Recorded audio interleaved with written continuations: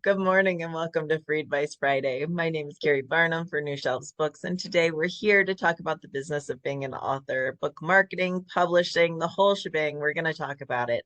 You are welcome to join us live any Friday at 10 a.m. Eastern simply by going to newshelves.com/FAF, or you can catch the replays on YouTube, and on YouTube you can find us as New Shelves Books. So we have a couple of questions that were emailed in today. So if you can't join us live, you can always email in questions to info at newshelves.com. We hold those and then we answer them on Fridays. So we're going to start with a couple of emailed questions first. And the first question from Tammy is a good one, is how do you try getting celebrity reviews for your books?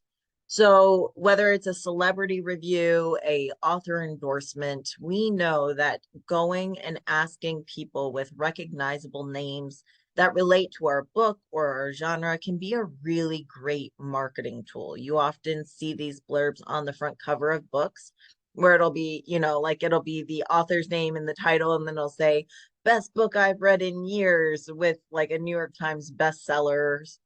Or in this case, in Tammy's case, she's looking for celebrity quotes so that she can use it on her book, which is a quiz book for, I think you said 70s and 80s music quiz books. So the way that we reach out is simply, I have a process for reaching out for endorsements, whether it be celebrities or anything else. And the first step that I do is I say, make a list. Make a list of 10 pie in the sky. You don't even know if you'll have a way to contact them. Like, if I could even get into these people's inbox, I would be ecstatic. So 10 of those.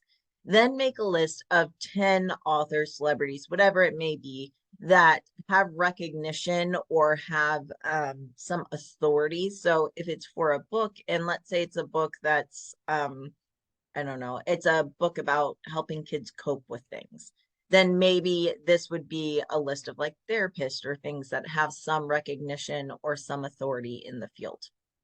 So you make this list of 10. And that is like, still would be awesome. Still don't know if I can get them. But if I could probably find their email somewhere on the internet. And then you do another 10. And the final 10 is going to be people that either maybe are a little less recognizable, so you'd be able to reach them more easily, or in a different case, it may be that you actually know them. So maybe it's another author that you have been to a conference with, or it's an author that you have done some type of promotion with in the past, something like that. Or a celebrity that, maybe it's a celebrity that is awesome, but has not been in the news lately. So you're more likely to be able to reach them. So we've got our 10, 10, and 10, our pie in the sky, are still hard to reach, but want to try. And then we've got our 10 that we have a reasonable shot of at least getting in contact with. Once we do that, it's time to start researching them. The best way to reach out to most of these people is going to be by email. But I have a caveat. Most of the time, email is the best method. However, if the person you're trying to get in contact with is older, if they, let's say they are, I don't want to put an age on it, I'm going to have people coming at me. If they are, let's say 60 or 70 or older, then many times you can find an address. And if you can find an address, a personal handwritten letter is the way to go. And I have actually gotten people, it's funny, I have worked with people who have been in contact with big, big names who never give endorsements, who never respond active on their email. But this one person I'm thinking of, sent a handwritten card to that person, and hey, they actually got a response because they had a handwritten letter. It went in the mail, and that person actually checks their mail every day. So know your audience. And so research. Some of the best ways to find email addresses is simply to go to a website. When you go to someone's website, almost always there is a contact page. And on the contact page, many times, there's an email. Not always, but many times. If that does not have an email, the next step I would go to is I would go and see if they have a Facebook. They have a Facebook page. On the About page, it has an email many times. Not always, you can have it hidden, but some people don't have it hidden. So you might have an email there. And then if you still do not get what you're looking for, or you're still looking for information, there is this website called Contact Any Celebrity. It is a paid membership service. It used to be like, I think they used to make like the big celebrity book, which was like a book that updated every year. But rather than that, there is this system, the searchable database system, where you can get contact information for a ton of celebrities. Now, yes, if they're a really big celebrity, sometimes it's their agent or different things like that. But I'm going to drop it in here. Contact Any Celebrity. And that is a website. You do have to pay for it. So it may be something that you want to have for a limited time or what have you. But that can be a really great resource to find information. And of course, anytime you have connections, super helpful. And Bob's saying even like going on LinkedIn, seeing if they have an assistant or something like that. And exactly, you have to put on your sleuthing hat a little bit. And that's how we kind of start. And the idea is to get a contact. Now, once you get a contact, it's time to reach out. And we've talked about the process of reaching out, and it's simply to be upfront with your ask and to be genuine. So, dear Bob, I've been a fan of yours for years. I've recently written a quiz book, and it is all about 70s and 80s music. You are featured in it, and I would love if you would consider reading it, and if you feel comfortable giving me a review or blurb. It's available in print, ebook. I'm happy to send it to you any way you'd like. Please let me know if you're available. Thank you so much. And you put it there. The thing is that, again, genuine. You want to, of course, flattery always feels like the right option, but flattery only works if it's genuine. Do not kiss up to somebody. Do not tell them something that's not true or genuine. And put your ask out there quickly. Sometimes people will write this whole long letter and then they get to the ask at the end. Put your ask in the beginning. Let them know up front what you're really looking for, because they'll appreciate that. And sometimes they don't read to the end. If sometimes it's an assistant or someone else reading it. So get right to it. And so those are kind of the top tips there, is simply to make your list, do your research, and then send out your letters. And you should have information on your book. You should be ready to send out your book in PDF or print form. I will say that I found a lot of endorsements. People ask for a print copy of the book. So just know that they may say, yeah, I'd love to, but print copy of the book. I also think it's important that if they do respond with a yes, be prepared with more information. If you have a date you'd really love a response or a quote by, make sure you put that in there. I'm so glad that you responded. I'm flattered that you are willing to take a look. I am looking for review quotes back by this date. I highly recommend that when you give that date, I hope that you give them at least 2 months. A lot of these people are very busy. They're essentially doing you a favor. So make sure you have a lot of lead time there. And then from there, you just pitch it out and see what kind of response you get. Now, don't be upset if you don't get a lot of responses. Some people respond and they'll say no. Some people say, they'll send it to an agent or something. And sometimes people respond yes. But know that you're reaching out into the stars there. So if you don't get a response, don't take it personally. It doesn't mean your book is terrible or anything like that. It just means that they get a lot of communications and emails, and do it that way. And also, I will say, people have a surprising amount of success when they tag people on social media. Twitter really used to be the spot for this, but now that Twitter's got a little bit of drama on there, I'm seeing it more on places like Instagram. But tagging someone and putting your request out there, sometimes those can go viral and things like that. So it's always interesting for how that works. But that's the process I would start. Good luck. Let us know how it goes. And of course, for anyone who's on the live call, if you do have follow-up questions or questions at all, just drop them in the Q&A box so I don't miss them. Let's see, a question from Cheryl, and this comes back to recently there were some email changes with, it's called DMARC, essentially where you have to verify your sending address in order to make it into inboxes, specifically with Gmail, because they're trying to cut down on spam. And so this means that anyone using things like MailChimp or Constant Contact or all of those things, it means that you really have to verify your email address to get those emails sending correctly. And so the verification process is not hard. I know we talked about it a little bit, but Cheryl's question isn't so much about the process, it's about if I don't have a branded email. So if I just have a Gmail, can I do this? And so in order to get the best sending, in order to get the best verification, it is my understanding that having a branded email connected to your website. So for example, for New Shelves, that's Carrie at New Shelves or info at New Shelves. So having that email and being able to verify that email is the best way to go. If you do not have an email connected to your website, so you have a website, you have a URL, but you don't have an email connected to it, most website hosts will give you the option to do that.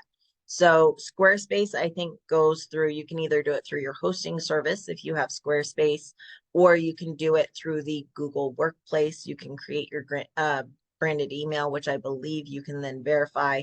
If you have something like most websites, actually, you won't necessarily get an email from your web service or web people like WordPress or Squarespace. You're getting it from your hosting site. So that's the place that you actually get your URL from. So if you want to look into a branded email that's connected to your URL, you want to go to your hosting service, not to your website service. I hope that makes sense. But anyone who's done a little bit in your anyone who's done a little bit in websites will know that you've got your hosting service where you buy your URL from and all of that good stuff. And then on the flip side, you have your website service, which is where you're actually setting your website up. So that could be Wix or Squarespace or Wix, Squarespace, WordPress, all sorts of options. So that's what I would go to, is go there and figure that out. And they all, because DMARC was such a big thing, it, is definitely making the news and all of that. So because of that, many of them do have Q&As specifically talking about that you can look at and how it affects you personally. So don't be afraid to go check those out. See. What is going on lately with Findaway Voices regarding their terrible clause taking writers' rights on their works? So here's the thing. We have talked quite a bit about Findaway Voices over the last 2 weeks. And those replays, I don't think they're up on YouTube yet, but they will go up on YouTube very soon or today. So you can always go to New Shelves Books on YouTube. And it was something we covered quite a bit over the last 2 weeks on Free Advice Friday. So I won't go over all of that again, but I will say that essentially Findaway Voices put out some terrible rights grabbing clauses as far as audiobooks and the publishers and authors they're working with. They put out this new terms of service at like 8 in the morning Eastern, and they put it out, and those of us who read it and many people in the author community were horrified by this rights grab and how terrible it was. And so a lot of people were talking about it. A lot of people, including people on this call, were emailing them saying, this is not okay. You need to fix this. So that the clause came out around 8 in the morning, I think. By 11 o'clock Eastern that night, there was an email saying, whoa, you guys kind of misunderstood us. We're going to work on this. We're not trying to take all your rights. And they walked it back. Do I think that we misunderstood them? No, I think that was a little bit of gaslighting. Did they make a rights grab and realize it wasn't going to fly? Possibly. Now, a lot of people have pointed out that the clause that went into the new terms of service was literally the same copy and paste clause that goes into the Spotify user agreement. So if I, as a user of Spotify, and I have a Spotify subscription for music and all that kind of stuff. For that, if I, as a user, agree to this clause, because the things that I'm putting into their system would be reviews, it would be that kind of information. And so they're saying we have the right to use it in whatever way we want, which makes sense. That's pretty normal for a place where you are buying things and leaving reviews. However, that clause was copy and pasted into the back end for authors and publishers. So there's a lot of speculation of whether that was an accident, someone messed up, whether or not that's true, I don't know. However, the clause was, I don't think that hundreds, if not thousands, of authors and publishers and news people all misunderstood what the clause meant. I think that they either made a honest mistake where they copy and pasted and someone messed up, or they made a rights grab and then they fell on, oh, well, it was just a mistake. Either way, they messed up. They did walk it back. They did put out new terms of service, which are pretty, from my understanding, I'm not a lawyer, I cannot give legal advice, but from my understanding, the new terms are pretty on par with other audiobook rights or audiobook distribution and other companies. So at this time, I'm comfortable keeping books in Findaway Voices.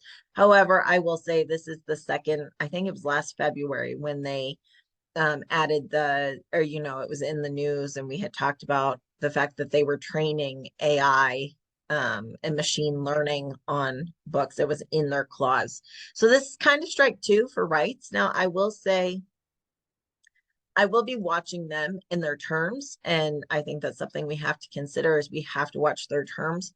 But I will also say, I think what they're doing, a lot of companies are doing and will continue to do as AI, as machine learning, as all of these things play a bigger part in the arts and in our daily lives with computers and the way that we get information and share information.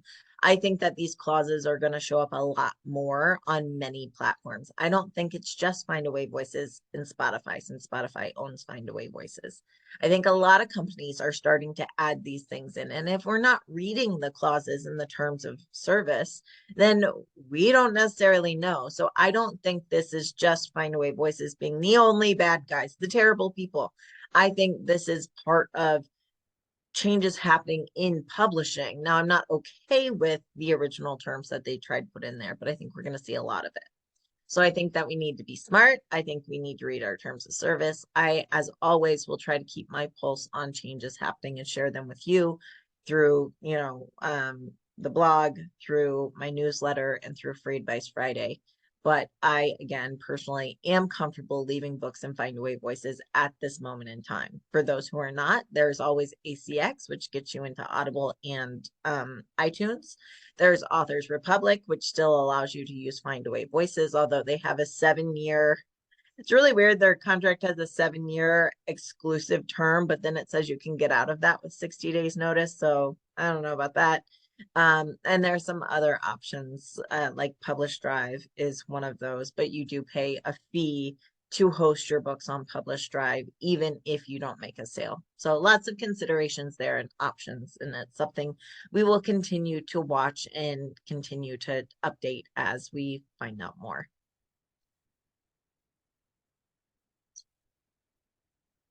Let's see. Oh, did I mess that up? Kevin is saying, and believe me, I said I only know enough to be dangerous with tech. Kevin is saying the URL is from the URL, the URL is from the website service or domain registrar, and the email address is from the hosting service. Yes. I think what you're doing is going a layer deeper than me, and I think that is technically correct. I purchased my domain name through my hosting service. They do it as a third party and it's all integrated. So I think you are correct, and thank you for that correction. So again, if you need email service, go search it. You'll find it lots of places, but start with your hosting service. They have information.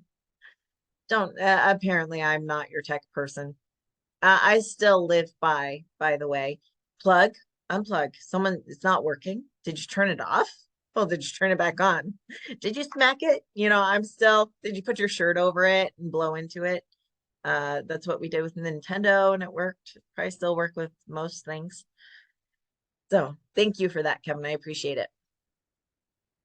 Vicky is asking, does Audible have a clause like the one in Findaway Voices? So to my understanding at the moment, Audible clauses and Findaway Voices are very similar. No, Audible does not have a clause that has those rights grabs that Findaway Voices had and walked back, but the current terms of service are pretty comparable to my understanding. Yes. All right. Harry's question here. Could you shed some light on how to fill out the pricing part of the ISBN form if someone is selling print books on KDP and Ingram Spark? When to use set price and when to use write for information. So this question is specific to using Bowker for ISBN. So I just want to bring that up first, that this question is specific to Bowker, to myidentifiers.com for US ISBNs. And the question is, when and how do we set the price? So the first thing I want to cover is that I am strongly opposed to having a different price on Amazon and Ingram Spark.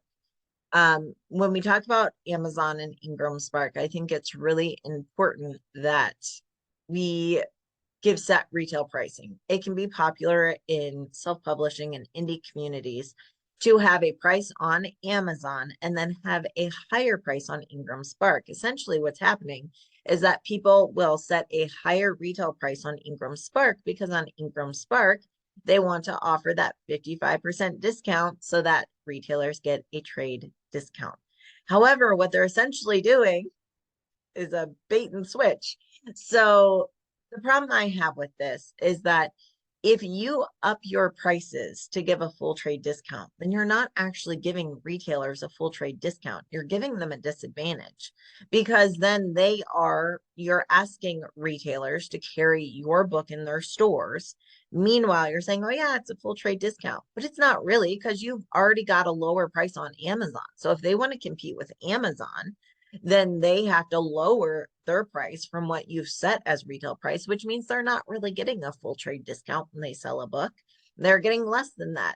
So I find it not only to be a little bit dishonest, but again, I'm not a lawyer. I cannot give legal advice. However, if you look at some rulings from past cases in the Fair Trade Commission, there is a case that's kind of a landmark that talks about setting equal pricing to distributors, essentially.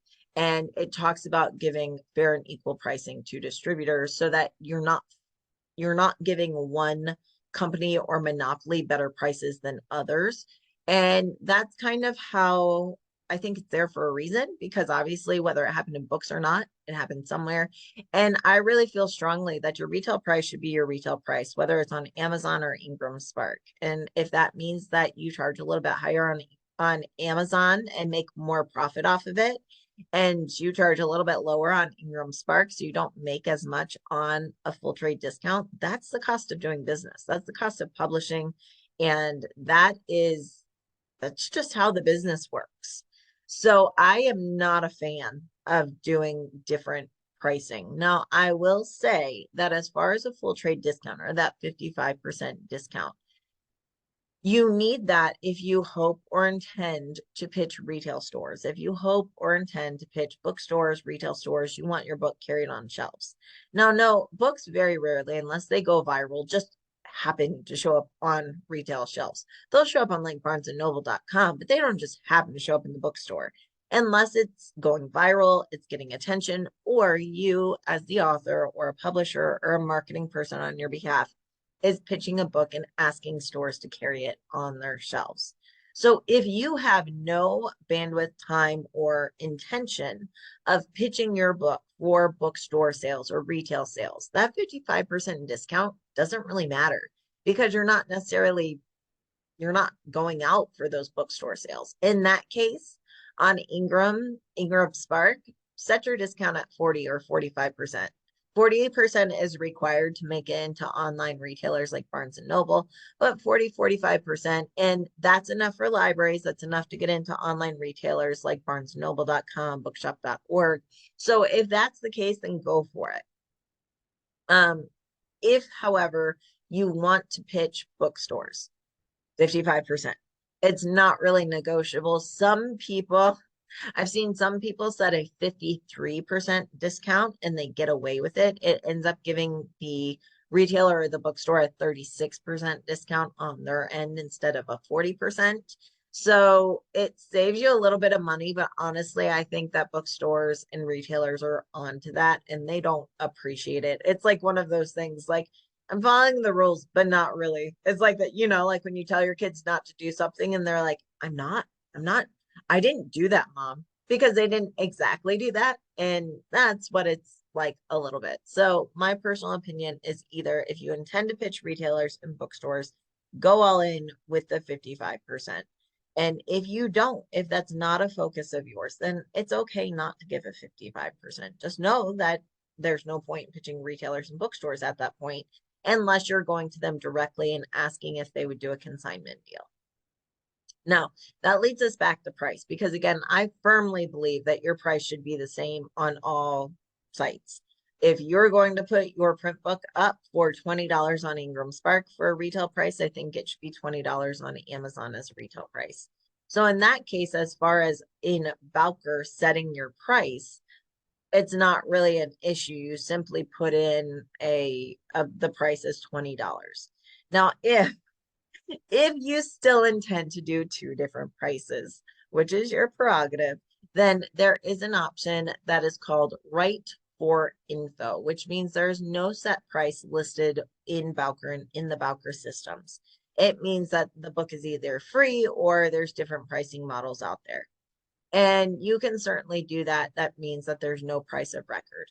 I will say that when you do that, that is something that typically is given away for free. It is one of those things that if someone were to look up your book, they typically are going to assume you're either a self-published author or that you are giving something away for free because most trade books are all going to have a price on there. For anyone, let me see if I can share my screen.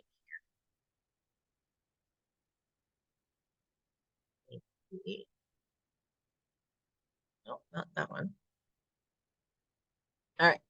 So hopefully you all can see this, and this is a great screenshot that was set up here. So this is in the pricing portion of Bowker when assigning your ISBN. And in here, you can see it says set dollar amount or write for info. So you have the options to do that. If your price is the same everywhere, set dollar amount, you put the amount in and you're done. Now, what happens if you change the price? What happens if print costs go up and you have to change it? You can do that. You can go into Bowker and update this information. So you can change your price and then just you can push that data back out. Just know that the data is slow to adjust. So we don't want to be doing this like every week, but if you had a $20 price and print cost went up and you've gone up to 22, you can update and resubmit that, no problem. Or you can do write in for info. And then fill in everything that you can here as far as retail price, US dollars. You don't have distributor, you don't worry about that. So you can see where there's the little red star, that means you have to fill something out. And then there's also nothing when you don't have to fill it out. It's just an option. So don't worry about that. Excuse me. All right. So there's my 2 cents. Again, I'm up on my soapbox. I'll get down now.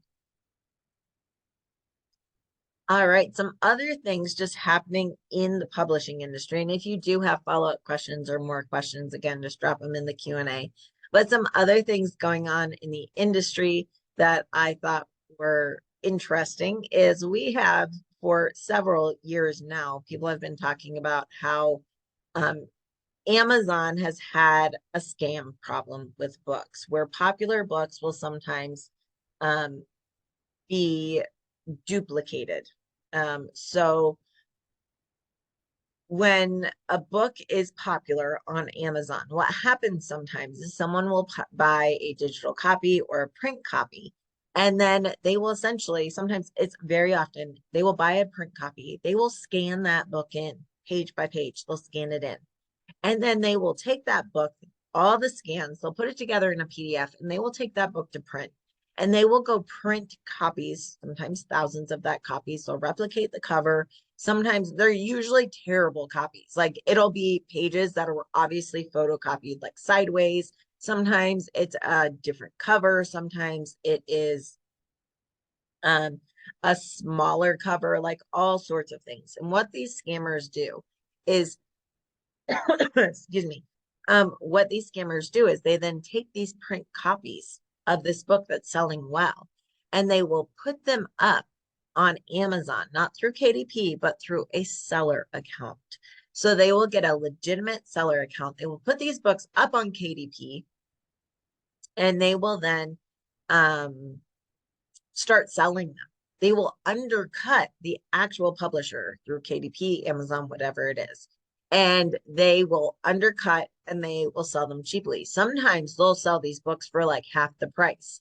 They're selling as new. So they go up under listers and people will be like, oh, well, I could buy the book here. It's $20, but I could buy it here. It's 10. So these people will sell through a seller account and they sell these terrible quality books. Now, what happens to the author, to the publisher? They're not making a sale because that was not a legitimate sale. It didn't come from Ingram. It wasn't a secondhand book. This is someone literally pirating their book and printing copies.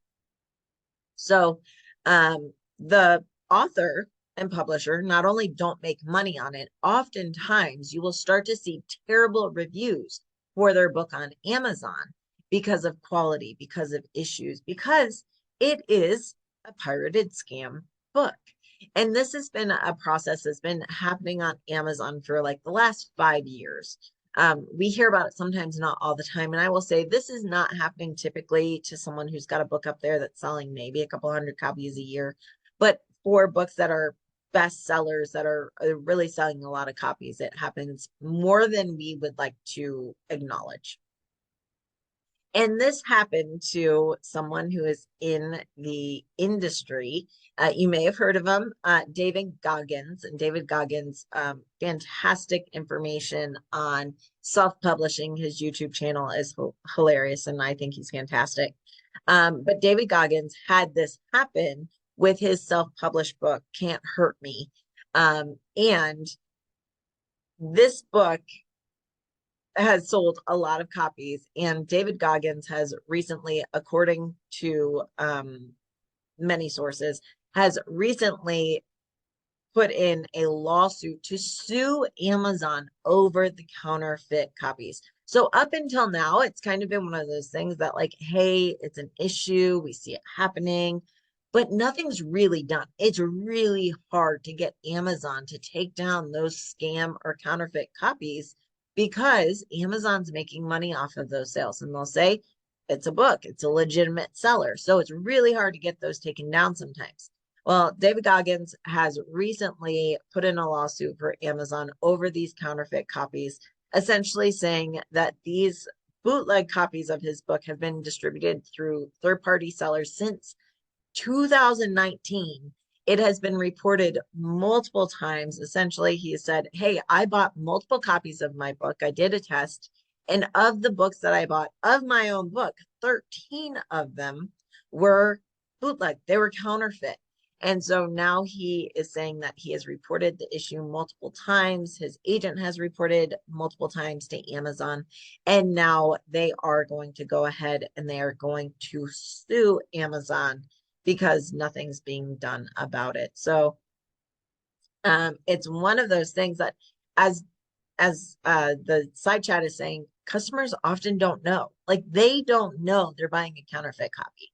They don't know they're leaving a review on something the author didn't do. And so I think it's very interesting that David is actually suing Amazon. I think this is one of those things. A couple months ago, we talked about Brandon Sanderson and how Brandon Sanderson was using his platform and his ability to, um, his status, his platform, his ability to negotiate. He used that to really negotiate better rights for audiobooks for publishers and self-publishers and authors on Spotify and on audiobook royalties and things. And I think it's fantastic and just great that David is now doing this, that he is now going out and doing this and doing the same thing. So I think it's one of those things that I love to see that happening. Um, And I'm sorry, you guys, I'm going to correct myself. David Goggins has the book Can't Hurt Me. I guarantee you would recognize it. This is not David Goggin. David Goggin is self-publisher. Oh, what does he do? They're two different people. There's one person who works in self-publishing specifically that does, oh, what is his last name? It's not even Goggin. Um, there's one person who does a lot of self-publishing stuff, and you've seen his name. This is not that guy. This is David Goggins, who is a self-publisher who has a book. You would recognize the cover. It's called Can't Hurt Me. It's him in dress military uniform. I'll pull it up just to clarify. There are a couple of names close together, and they're both in self-publishing. And I want to make sure that we're being very clear about who this is and who it is not. I don't want to give false information out here. All right, I will show a screenshot of who David Goggins is. Here we go. This guy, this is David Goggins. I do not mean the other guy who has got a nice gnarly beard and talks about self-publishing. This one is David Goggins. So I just wanted to make sure that we were clear on that, on who is doing the lawsuit and who is not. So either way, I think that it's someone who's got opportunity and a platform, and I love that they are kind of doing something with it. So I think it's fantastic that they're doing that. And yes, I think in this case, it's finding an agent. And oh, Gabby, you're the best. The other guy is David Gogren. So I wanted to make sure that's not who I was talking about. But yes, I think it's fantastic that he's doing this. I think it's just great that he's going after the big guys. We'll see what happens, and I hope that there is some awareness being brought to this issue, not only the issue, but I hope that there is some accountability for Amazon, that this is happening on their platform, and hopefully it makes a difference. All right. Does Ingram automatically print the new price on your cover? Do you need to upload a new cover? So if you change a price for your book cover on Ingram and you have a price specific barcode, meaning you put the price on the barcode, they do not automatically update that. If you have a price specific barcode, you need to make a new price specific barcode with a new price, and you have to upload that to Ingram Spark. Now, if you did not do a price specific barcode, then it's still the same barcode because they don't create that price specific barcode. You have to create it and upload it on their cover. Oh, thank you, Jane. I'm so excited to see. I've had some authors just having great success lately on Amazon and KDP. Even after, sometimes after you move from a publisher, self-publishing, as we're seeing some chat on the side, just having great opportunities, as even if a publisher closes down or changes, you still have the opportunity to self-publish and bring your book up and bring it back. And I'm actually working with several authors on that right now, where they got their rights back or the publishers changed or whatever it is, and they didn't want their books to just die and not be published. And so working on getting those back up and running and selling and really having great success. So that's fun to see. let's see, Felicia, is Netgalley worth it? I just spoke to someone who used it and got dozens of Netgalley readers and reviews, but only 5 Amazon reviews. Here's the rub. So Netgalley can be fantastic because it's a database of reviewers. For those of you who don't know, Netgalley is a big review site. It's used by trade publishers as well as indie and small press, and you essentially pay to have your book listed and hosted on Netgalley, and it's available for readers to request and get a copy, and they are strongly encouraged to review. They actually, whether or not they can participate on the platform is monitored, and excuse me, and you can see like if they're reviewing and things like that. Now, they do that for Netgalley. The thing is that you cannot, according to the terms of service, you cannot require that someone goes and leaves a review on Amazon. So that puts us in a bit of a pickle that sometimes people will leave reviews up on Netgalley, but they won't go and put the review on Amazon. Also, keeping in mind that Netgalley is often used months in advance of publication. It is actually best used as a advanced reader opportunity where people are sending their book in before publication. And so if you are using Netgalley 3 months prior to your book publishing and your book's up on pre-order on Amazon, but it's not live, no one can leave reviews on your book until it's live. So what sometimes happens is you'll get a great number of reviews on Netgalley. People will leave lovely reviews. However, because they cannot immediately go leave that review on Amazon, they then forget about it and they don't always go back and leave that review on Amazon. So it is one of those things to consider. I will say that Netgalley, in my opinion, is best used at the launch or very close to the launch. Some people use it months and months in advance. And if you're doing a 3 or 6 month stint with Netgalley, which is pretty normal, I would say like having it a month prior to publication and then a couple months after would kind of be my ideal. That way books are up on Amazon. And as far as do people leave reviews, it just depends. I mean, they're supposed to, but just because your book is up on Netgalley doesn't mean people are requesting it or wanting to read it and review it, number one. And it doesn't mean that you're going to get great reviews or even that those reviews will be posted outside of Netgalley. So it's one of those risks. I think it's a great platform. It is more expensive. They actually, if you're an IBPA member, they have some nice discounts where you can do, I think, a 3 month and there's a 6 month, and there's some nice discounts. But I think right now, if you just go and go to Netgalley for a listing,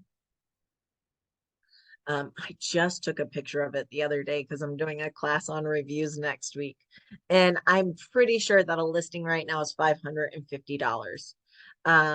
So that's a sizable chunk of money. That's a investment. And you have to be able to afford that investment, keeping in mind that you may get 5 reviews, you may get 25 reviews or 500 reviews. There's no way of knowing. So it's one of those things that if you only have $500 for your launch, I wouldn't be spending it there. I would be, creating your own ARC team and using BookFunnel and doing different things. But if you're looking for a big launch, if you have the opportunity or you're an IBPA member and you can get discounts, it is something that can help you launch your book and get great reviews. It's just looking at the pros and cons and seeing how it might work for your book. Also, pay attention to the books on Netgalley that are like hitting as popular. What's up there right now? Does your book fit with those books? If your book is kind of more niche, you may not get much response. Also, keep in mind if your book is older, it's not as popular. Those Netgalley reviewers do tend to look for newer books. So weigh the pros and cons and kind of figure it out from there, I think.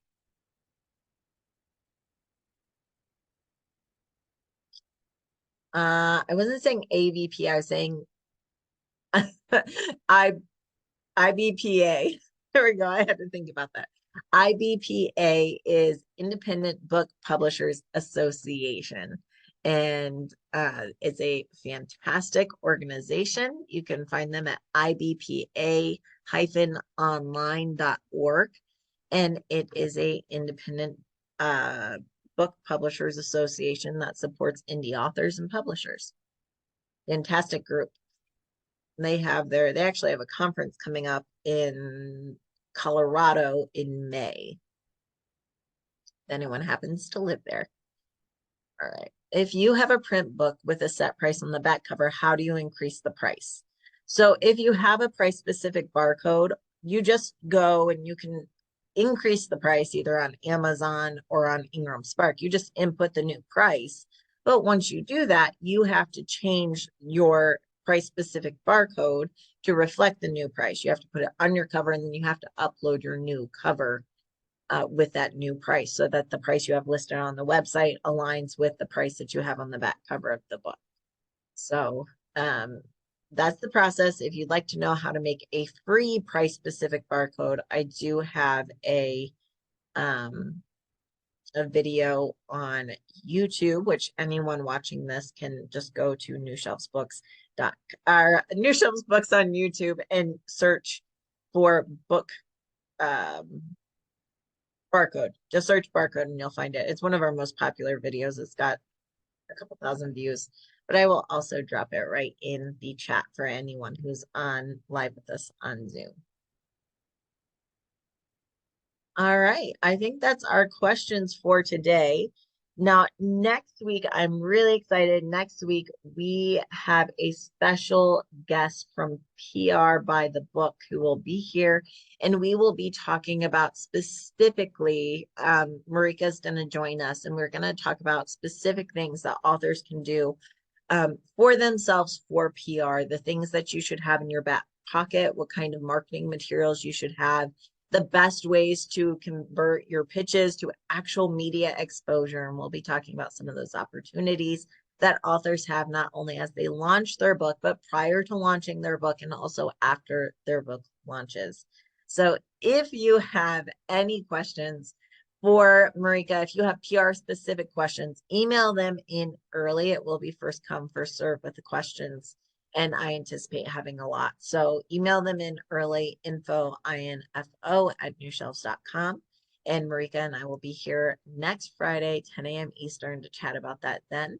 Thank you so much for being here. I hope that you have a wonderful weekend, and we will see you next week. Bye, everybody.